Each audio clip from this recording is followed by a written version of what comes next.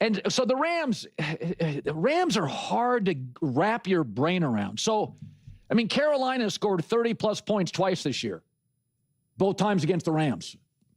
And I keep hearing Chris Shula. Oh, I always hear this about McVay's defensive coordinators. Brandon Staley, Raheem Morris. This guy is something else. I don't know. Carolina was 4 for 4 in the red zone. Good on third down. I mean, Robert Sala's making a souffle with a pack of gum and some peanut brittle.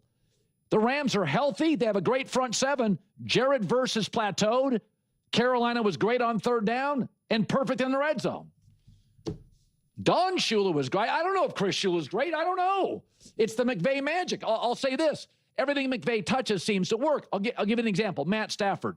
First of all, he's gotten into one of his streaks where he's a little reckless. 7 picks in 7 games.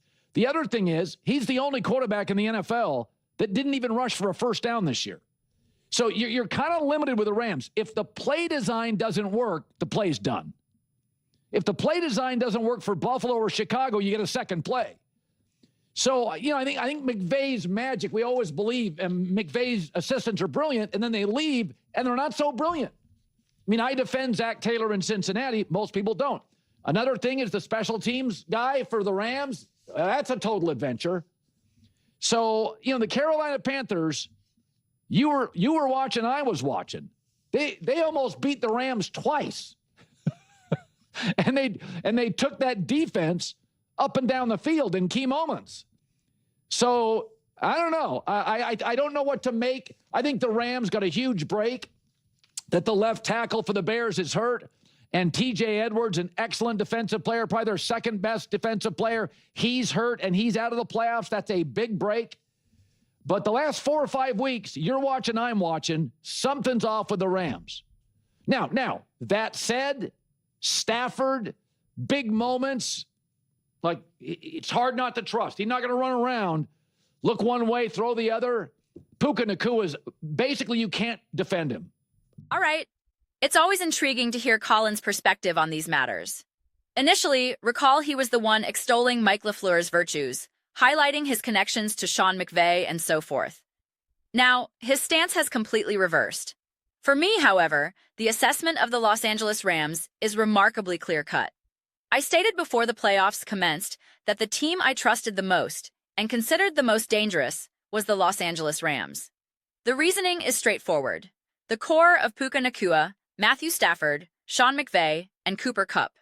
That combination alone, even when the team's performance appears uneven or disjointed, is formidable. Consider this. Stafford should have thrown 2 interceptions. He was picked off once, but who salvaged that play? Puka Nacua. The Rams themselves acknowledge that play saved the game. Without Nacua's effort, Stafford has 2 interceptions, and they likely lose. If Parkinson doesn't make that spectacular catch, they also likely lose. Yet, this is precisely the point. When you possess a quarterback of Stafford's caliber who can deliver pinpoint throws, a play caller of McVay's genius, and weapons like Nacua and Kupp, you inherently maintain a high floor of consistency and remain perpetually threatening. Looking across the league, I've engaged in extensive discussions with Buffalo Bills and Rams fans regarding rushing attacks, debating the efficacy of James Cook and others. I consistently argued that the Rams' ground game was superior and more reliable. And what transpired? The Rams' rushing offense was indeed more effective and consistent, proving pivotal for their overall offensive success. Perhaps they aren't as overwhelmingly dominant as one might assume a team with such talent should be. Merely listing the names, Puka, Stafford, McVay, Kupp, should evoke a sense of inevitable dominance, the feeling that this quartet alone should guarantee 30-plus points weekly. Currently, that isn't the full reality. Perhaps the Carolina Panthers simply match up well against them, illustrating how situational, game-specific dynamics often supersede all else in the postseason. Ultimately, it boils down to a fundamental question. With the game on the line, which team inspires the most confidence? When the score is tight in the fourth quarter, the clock is winding down, and a drive is needed. Which roster would you trust?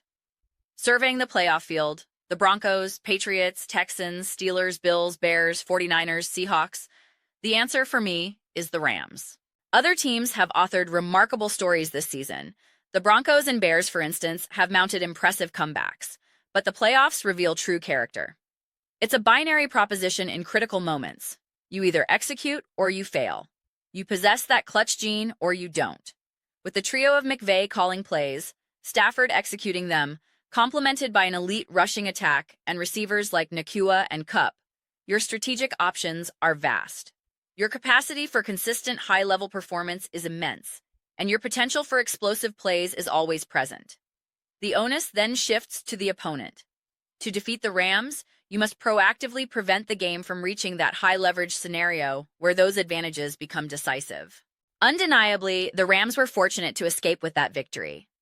If Nakua doesn't make that play, or if the Panthers' defense is marginally more effective, the outcome likely flips. Credit also to Bryce Young and the Panthers. They carved out a significant early deficit, but Young performed exceptionally. He posted a higher QBR than Stafford in that game, consistently making plays and applying pressure on the Rams' defense. It might seem unusual to say, but Young was the one creating discomfort for Los Angeles. Hats off to him for that performance. Now, looking ahead, it's fascinating. Once the Bears' victory was secured, setting up a clash with the Rams, my immediate instinct was, the Rams have this. Upon reflection, however, uncertainty creeps in. Given the sheer chaos of this playoff weekend, nothing feels guaranteed. The Rams should win. On paper, they are the superior team. Yet, Stafford's turnover propensity is a concern, and the Bears excel at forcing takeaways. While Chicago's defense has vulnerabilities the Rams' offense should exploit, the counterpoint is potent.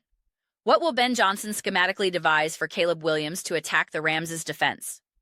This becomes a captivating strategic duel, further complicated by the road environment in Chicago and potential weather variables. Wind, snow, rain, who knows? Regardless, we are assured another spectacle. Regarding the Rams specifically, I hold a sentiment applicable only to them. They are capable of blowing out an opponent, winning a nail-biter, or losing a close contest. With most other remaining teams, the possibility of a season-ending blowout loss feels palpable. For the Rams, that scenario feels less plausible. Perhaps the Buffalo Bills share this trait, but that is solely due to Josh Allen's singular brilliance. With the Rams, I can cite multiple foundational pillars: Stafford, McVay, Nakua, Cup, which fosters a greater sense of consistency and reliability. The burden isn't shouldered by one individual. So, yes, we are in for another incredible show this weekend. The first round was absolute madness. Why would the second be any different? Those are my reflections. I am genuinely eager to hear yours. What are your thoughts on the Los Angeles Rams? Are you as apprehensive as Colin seems to be about their prospects? Let me know in the comments below. I read every single comment, whether you agree or disagree. Let's engage in some discussions, have some spirited debates, but ultimately, let's enjoy the dialogue. Please consider subscribing. We are cultivating an amazing community here and would absolutely love for you to be part of it. I aim to build something we all feel connected to and excited about, and I believe we're making significant progress. Please don't forget to give this video a thumbs up, as it genuinely assists with visibility and the algorithm. Thank you so much. I'll see you next time.